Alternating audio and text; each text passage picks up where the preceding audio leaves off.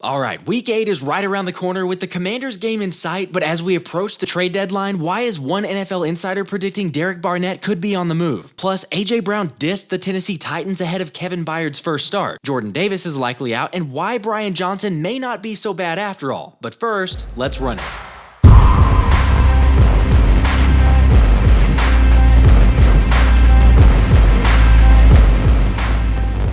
Hey guys, so I've got a really cool announcement with several of you asking about channel memberships, and we are officially a go. I think they turned out pretty sweet with helmet badges, whether you like the iconic midnight green, or the black helmet, or maybe one of the vintage throwbacks. Yes, I personally love Kelly Green. Of course, how could I not include the original yellow and powder blues? Oh yeah, and the emojis for live chats and during the games are also pretty sick, featuring our very own sexy Batman Jason Kelce, and there's also Air Jalen Hurts. Okay, but my personal favorite is the Slim Reaper Devontae Smith that feels just in time for Halloween. It's Halloween.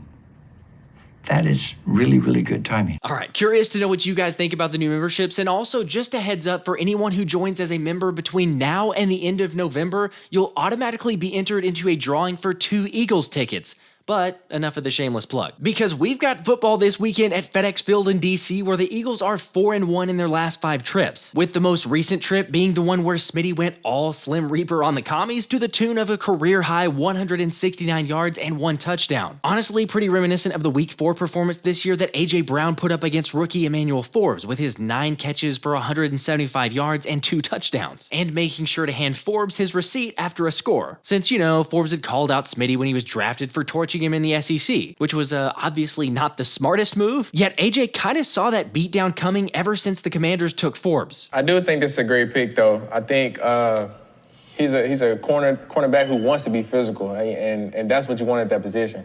You know, you can talk about size and weight and all that stuff, but the guy has heart, and that's what you want from a DB standpoint. And for me personally, I don't want to go against longer guys. They make my job difficult, but like you said, everybody's not 225 and got all these muscles like me in the NFL. So I think the kid's going to be fine. It's a great pick. But I'm definitely smiling at this matchup, though. Yeah, not exactly the most fair matchup, which left Emmanuel Forbes beside himself 4 weeks ago, eventually leading to him deleting his Twitter, and we haven't seen much of him since, like my guy David shared. Ever since Swole Batman baptized Forbes, his snap total has been Week 5, 24 snaps, Week 6, 0 snaps despite being active, Week 7, 5 snaps, so a total of 29, with the question being now, who will they have on AJ Week 8? Well, I can guarantee it ain't gonna be Forbes. Personally, I'd expect Kendall Fuller to match up, or you may get a Benjamin St. Juste on Brown a little since the Washington corner was a full participant after being limited in practice earlier in the week. But either way, it's probably not gonna matter. Like football analyst Dwayne McFarland pointed out, the Commanders run the second most man coverage on defense, while AJ gets 50% target share versus man coverage, ranking first in the league, and is practically unstoppable in those matchups. So let's just say take the over on whatever the yardage total is. Because it's no secret that with 125 plus yards against the commies, AJ Megajohn will surpass Megatron Calvin Johnson for the most consecutive games over 125 yards receiving in NFL history. I mean, surely he can get it with the way he's been playing, but what do you guys think? Are you over or under 125 yards for number 11? Either way, regardless of how easy it may seem, Mr. Always Open's not taking it for granted. Yeah, it's a change of cornerbacks, man, but these guys gonna play hard. They know us and we know them.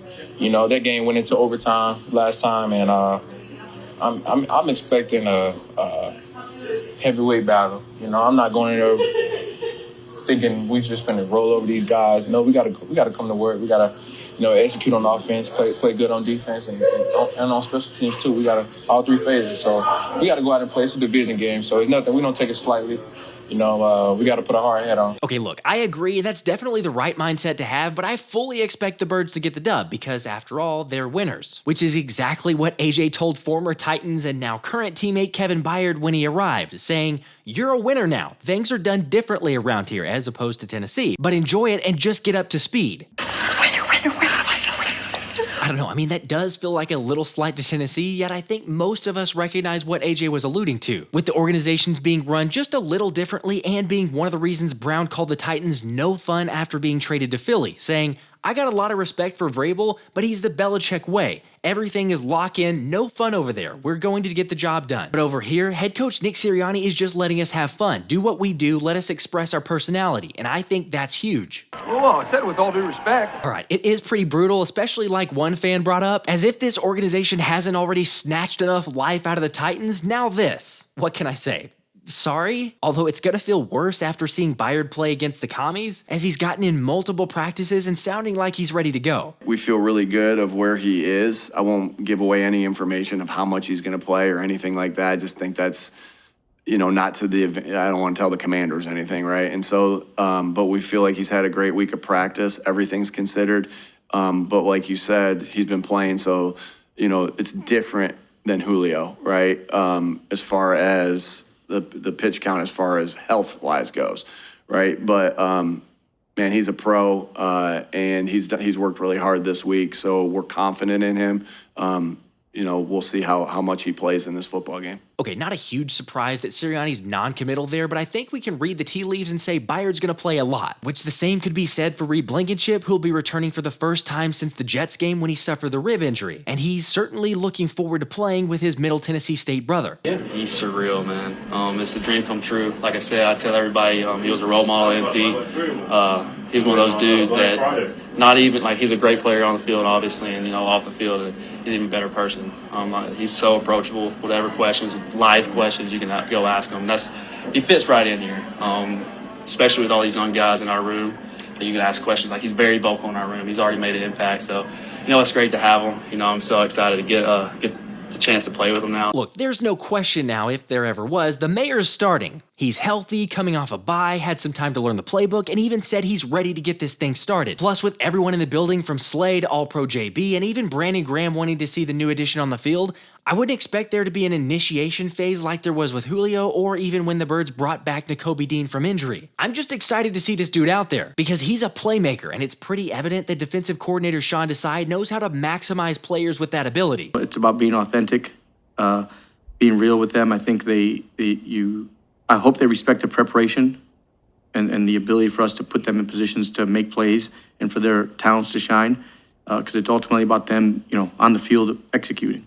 And then our level of detail in our preparation and our teaching, we hope can help them feel more confident. Honestly, I think it's pretty easy to see that Desai is putting the guys in great positions. And credit him for coming into Philly echoing since day one that he wants the players to have a strong say and take ownership, something that Fletcher Cox also really appreciates, saying he has a unique way of coaching. He kind of gives us ownership over the defense, things that we see that maybe he's not seeing, but obviously we see them when we're playing. I think that's the biggest thing, is we have some freedom, but we still have to play within the means of the defense, which, clearly works, because having the number 6 ranked defense in the NFL and the number 1 ranked defense through 7 weeks speaks for itself. And it's that talking that BG credits the most. When people are talking about different things as far as being able to, suggest certain things, that just means it means something to them, because some people just won't say nothing and just kind of let it go because this your defense. But I think that with Desai opening that door to let people know that everything is run through you guys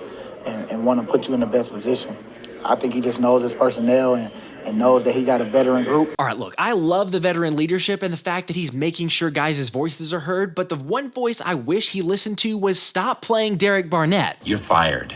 You need to pack up your things and go. I don't really mean cut the dude, but if we can trade him, I'm all for it, except I'm not really sure who's going to be interested. However, there's now recent reports from NFL insider Albert Breer saying the Eagles are open to trading Derek Barnett, with Howie working the phones to potentially move the 27-year-old. Although, isn't that what we heard over a month ago? Since there were reports in September about Barnett being allowed to seek trade possibilities, but despite Detroit once being linked to the former first-round pick, it's been just about crickets since that report, so I don't know. I realize this is a given at this point in the season, but this is what happens around the trade deadline. Now sure, I'd love it if the GM GOAT can move Barnett for anything, but I'm kinda doubting it'll happen. But even if Barnett isn't moved, all I'll say, and this will come as no surprise, is that rookie Nolan Smith needs more snaps. Because there's no reason at this point that Barnett should be doubling up number 3 in snaps while providing hardly any production. Yes, I realize Barnett's played fairly well in run support, but come on, we need to see Nolan out there a little little more. Shocker, I know, to hear me pushing for my favorite rook, but hopefully it leads to more playing time. Unfortunately, there's one Philly dog who most likely won't be out there in the dancing bear Jordan Davis, who was doing no dancing at practice Friday and watching the team while he deals with a hamstring injury. Now, technically, JD was listed as questionable, so I guess you could argue there's a chance that he plays, but with it being a hamstring and Dallas next week, I'm 99% sure that he'll sit out. Yet again, the beauty is the incredible depth we have on the D-line, which is why I'm not worried one bit that the backups can help us win the game. Speaking of winning, if you haven't tried out BetMGM yet, you're guaranteed to win your first bet up to $1,500, where your first entry when you sign up via the link in the description is an automatic winner. Even if the entry technically doesn't hit, BetMGM will pay you back up to $1,500 in bonus bets. Thankfully, we didn't need the bonus last week, bumping up the overall ATS record, so let's see if we can keep it up this week.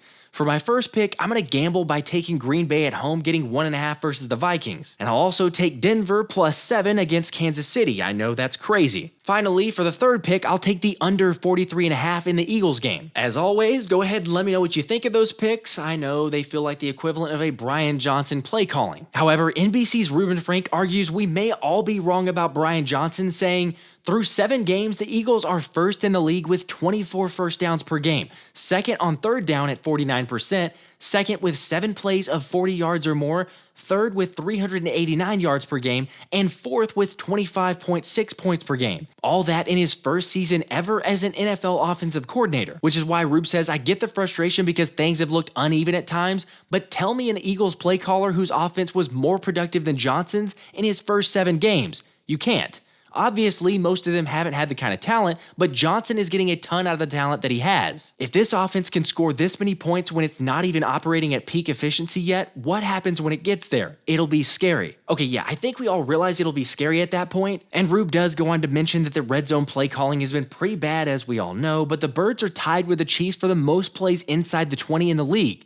So if or when they start converting, look out. But I guess that's the question we keep asking. When are they going to figure out the offense in the scoring area? I don't know. Maybe we're being too hard on BJ and Rube's possibly got a point. It's just something about the situational play calling that leaves a little to be desired and really the eye test. But curious to hear what you guys think. Do you think we should cut Johnson some slack? All right, reminder about the live stream during the Eagles game that we'll have along with play-by-play, reactions, and a giveaway at the end of the third quarter. But let's hear those score predictions. I'm going to go with Birds winning 27-13. This has been the Philly Special.